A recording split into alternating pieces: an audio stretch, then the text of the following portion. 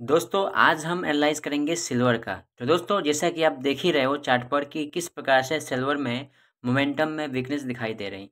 यदि आप चार्ट को देखो तो यहाँ पर देखिए चार्ट पर जो है हमें किस प्रकार से चार्ट जो है कह रही है कि यहाँ पे देखिए जब सेलिंग आ रही है दोस्तों, तो सेलिंग में जो कैंडल की जो साइज़ है उसको यदि आप ध्यान से देखो, और साथ में जब सेलिंग आ रही है, सेलिंग के दरमियान जो है जो वॉल्यूम आपको दिखाई दे रहा है रेड कलर की, वो किस प्रकार से कितने बड़े बड़े दिखाई दे रहे हैं।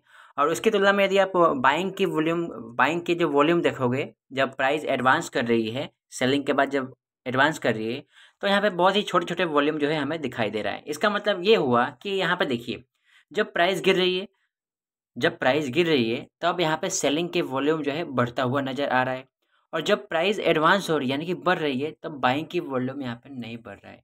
उसके तुलना में यहाँ पे हमें जो है सेलिंग का वॉल्यूम ज़्यादा दिखाई दे रहा है।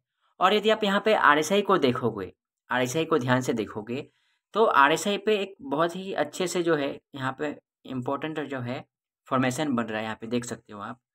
तो दोस्तों यहाँ यदि आप इसको ध्यान से देखो तो यहाँ पे जब जब प्राइस अप ट्रेंड में थी, तब यहाँ पे बार बार जो है प्राइस ओवरबॉट होने के लिए 70 के ऊपर जाता था। देखिए यहाँ पे बार बार यहाँ पे जाता था, और अब प्राइस रेस्ट लेने के लिए प्राइस जो है 60 के पास आता था, 60 या 50 के पास सपोर्ट लेकर, और बार बार जो है ओवरबॉट होता था। लेकिन ये जो सेलिंग आई है ना दोस्तों, इस सेलिंग के बाद जो है प्राइस में ऐसा कुछ वीकनेस आया है, जिसके कारण से प्राइस जो है अब ओवरबॉट में नहीं हो जा पा रहा है, ओवरबॉट नहीं हो पा रहा है प्राइस। देखिए यहाँ पे 65 के आसपास से घूम जा रहा है नीचे।